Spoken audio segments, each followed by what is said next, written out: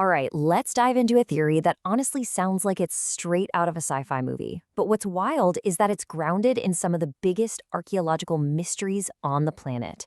We're talking about ancient sonic technology. You've seen the pictures, right? These massive pyramids, temples with impossible details, stones that weigh hundreds of tons. And for centuries, the one question that has just stumped everyone is how? How did they pull this off with, the simple tools they were supposed to have? Well, the idea we're going to explore today is that maybe the most powerful tool they had wasn't a hammer, it wasn't a chisel, it was sound itself. And the clues, they're scattered all over the world. We're talking about giant stones that seem to hum with some kind of strange energy, sacred chambers that were built to vibrate at very specific frequencies, and even entire temple complexes that look like they were tuned like giant musical instruments. So let's follow the evidence. Yeah, this isn't just one weird, isolated mystery. We're about to follow a trail of these acoustic oddities that stretches across continents and thousands of years. And it all suggests there's some kind of hidden global pattern at play here. So our first stop has to be the most famous ancient structure on Earth, right? The Great Pyramid of Giza.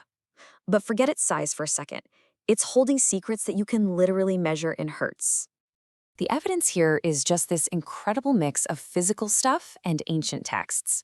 First, you've got granite and diorite. We're talking some of the hardest rocks on the planet, and they're cut with a precision that just screams modern machinery.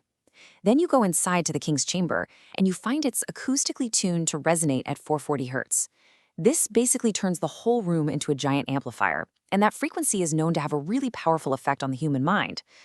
And then you've got ancient texts that talk about Heka, a power that let priests move stone with tones. Was that just a metaphor, or were they describing a technology that we've completely lost? And look, this isn't just a hunch from historians. When modern engineers get a look at the drill holes and the cuts in these stones, they're just baffled. They say the tool marks, the perfection of it all, it looks like it was done with a modern machine, not something carved by hand thousands of years ago.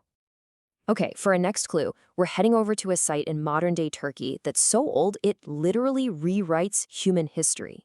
It's called Gobeklitepe. This place is 12,000 years old. That's 6,000 years before Stonehenge. And the craziest part, it seems to have been designed specifically for sound. Archaeologists have figured out that those giant T-shaped pillars at Gobeklitepe aren't just placed randomly. Oh no, they create really complex acoustic effects, things like standing waves and these little pockets where sound gets super focused. The ritual halls themselves are shaped like bowls, which perfectly amplify a human voice or the beat of a drum. The whole complex, it's like a massive prehistoric tuning chamber. So you gotta ask yourself, for a society of hunter-gatherers to build something with this level of acoustic engineering, was that just a lucky accident? Or were they intentionally tuning their sacred spaces with sound?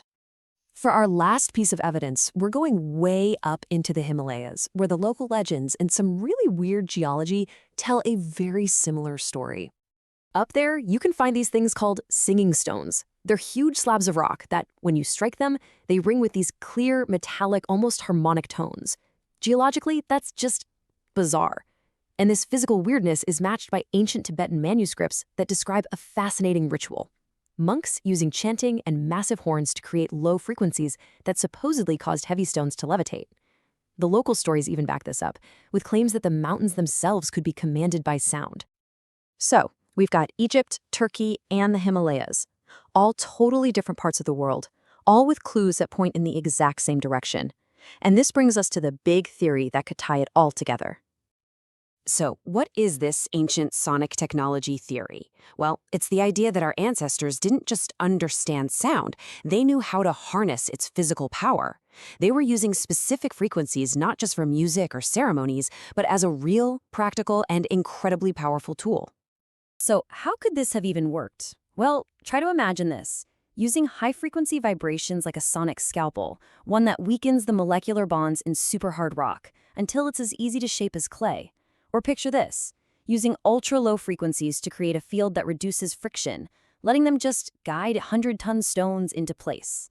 And on a different level, you could use standing waves in a chamber to sync up with human brain waves, pushing people into deep trance-like states for rituals. I mean, from building things to changing consciousness, sound could have been a true multi-tool. Now, I know this all sounds pretty incredible. So, what are the actual explanations here?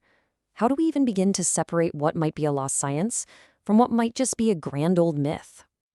Okay, so there are basically two big ideas competing here. On one side, you've got the lost ancient technology theory. This is the idea that maybe a much, much older civilization, like pre-Ice Age, mastered the science of acoustics, and then all that knowledge just got wiped out in some kind of global catastrophe. On the other side, you've got the natural acoustic genius theory. This one suggests that ancient builders weren't scientists like we think of them, but they were just absolute masters of observation. They just used trial and error over generations and generations to perfect these acoustically brilliant buildings.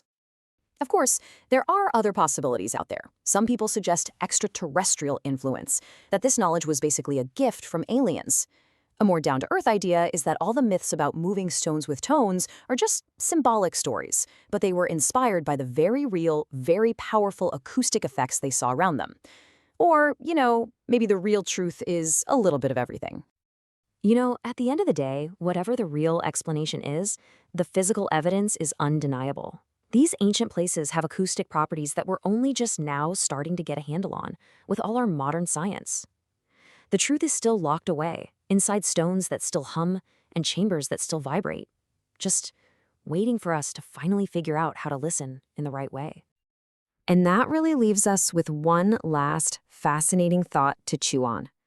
When we look at these incredible ancient wonders, maybe we've been asking the wrong question this whole time. Maybe the question isn't how they built their temples, but whether they were building temples at all, or if they were actually building giant, perfectly tuned instruments.